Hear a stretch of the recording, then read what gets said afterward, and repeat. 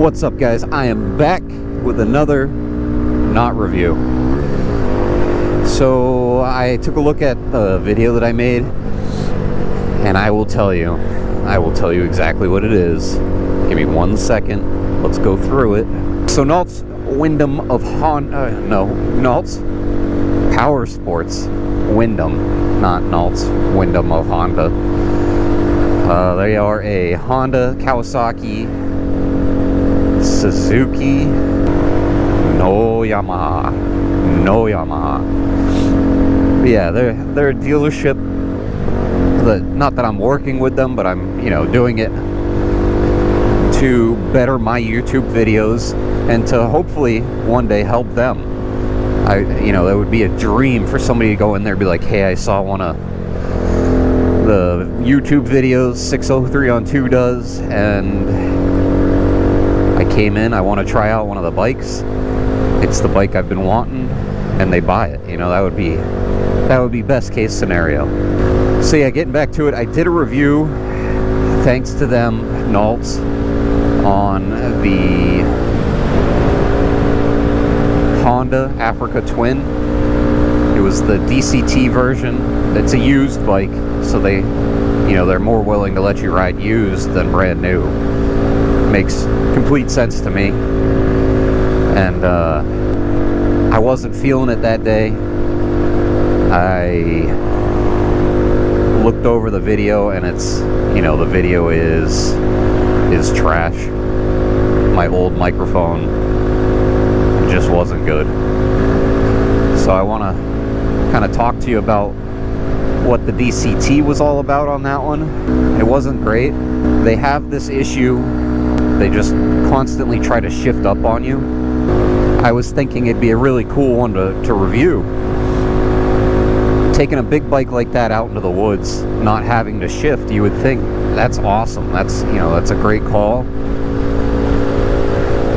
It alleviates the stress of having to have one foot on the shifter and a hand always for the clutch. And you would think it would make life easier, and riding it, I don't know, I don't really see it. And it was more so the lag, the lag that bike had when it was shifting, and maybe because it's an older one, could be it.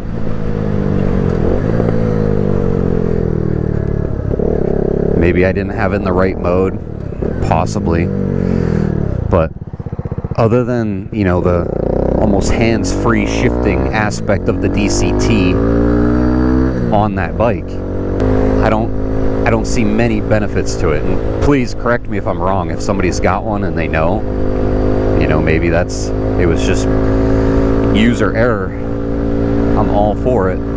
This was gonna be my Sunday video. I was so excited to post these videos, and I feel like I'm letting people down, and I hope I'm not. I hope that, I said that we were gonna do maybe motorcycle talks on Sunday if I didn't have stuff to review, so let's talk about it. Adventure Series bikes, they're all really heavy. I mean, you go big with a bike like that, usually 1100cc plus, and they're just going to be big bikes. If we talk like true adventure riders, the guys that are going out and they're going into places that you just wouldn't take any normal bike, then maybe it's good for them. You can load them up. It's got all kinds of storage, carrying compartments, things that you can buy to make them even more, accessible to luggage and whatever.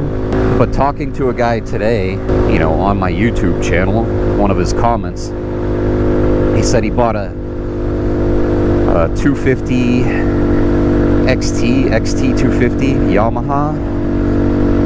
And what I do when you guys comment bikes that I'm not extremely familiar with, I look them up. I had another It's cold, man. Don't make fun of me. I had another Mike Tyson moment there. When you guys message bikes that you're looking at, or looking to buy, or you have, that's what you ride, I always look at it just to make sure I kind of have an idea of what I want to say, what I want to talk about with you. I have nothing against anybody that rides anything. I mean, I wave to moped people, so don't take it as anything I've ever said is going against what you do or you ride. We're allowed to have opinions here. Keep them valid opinions, and I'll go with it. Talking to him, riding this is the Z. Little bikes are great off-road, and I don't know why more people don't just buy them if that's what they plan to do. You don't have to go full bore. If you're not planning on traveling the world, traveling the United States, traveling in general, the big bikes are kind of like meh. Like if you're just in it to go off-roading, you want to be able to ride your motorcycle on road to then go off-road, little bikes are where it's at. I said to him, I ride by myself a lot, and what happens when I'm out there in the woods on this is if I tip over, if I fall, whatever, I'm not worried about getting this bike off of me. This thing, if I fall off, I just get up, go pick it up. I could pick this bike up 100% with a broken arm if I really had to. I could hobble over to it on one leg and lift this bike up. And that's where I see the adventure bikes. Don't get me wrong, I think they're awesome bikes. I think they're so cool. But they're heavy. And if you're riding a lot by yourself, having a heavy bike can kind of put you in some situations where you may not want to be. If you're an experienced rider and you can ride those bikes, go for it. It's a great bike. It's fun. It's nice to ride. You can go over bumps and not even feel them. Like it's an awesome bike. But if you're riding by yourself, I'm not saying get a 125cc. Like this thing doesn't even want to get out of its own way sometimes. Don't go giant. Any awesome adventure bike could be a dirt bike, right? I mean, fuel tanks are bigger. The creature comforts are definitely better on these adventure bikes, but you can turn almost any dirt bike street legal, and dirt bikes are even lighter than the adventure bikes. I'm not saying the adventure bikes are pointless bikes, they're not. I would kill to have a really nice adventure bike and my little bike and my street bike, and they all have their differences. And I just think it's cool to have, the choice to do whatever you want. So if we get back into little bike stuff, I mean, I've turned this into kind of an adventure bike. I take it places, I go off-road, I can take it on all of the, the Class 6, we call them up here in New Hampshire, the back roads that are non-maintained by the state, so they're dirt roads. And some of these dirt roads turn into rivers and they don't get plowed, and there's we're the granite state, so there's giant rocks everywhere. So it's like an off-road road. So that's where I go with this. I gotta turn my little heated grips down, my hands are hot. Adventure bikes, dude, you can turn anything into an adventure bike. My personal opinion is I keep the adventure side small, because it's a lot less than the street side. On the street, you want to be comfortable, you better get a bike that is going to fit your needs. That's the biggest thing. Us old people, like I said in the comment, it's all about comfort at this point. I'm 37. Yeah, I'll be turning 37 in a month. And for me, I love riding and I love being comfortable.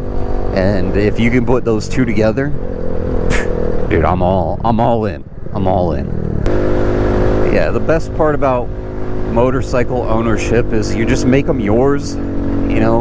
you can take everybody's ideas and turn them into what you like.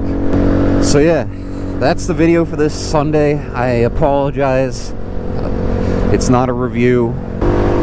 I hope you guys take away something from these videos. It's not just me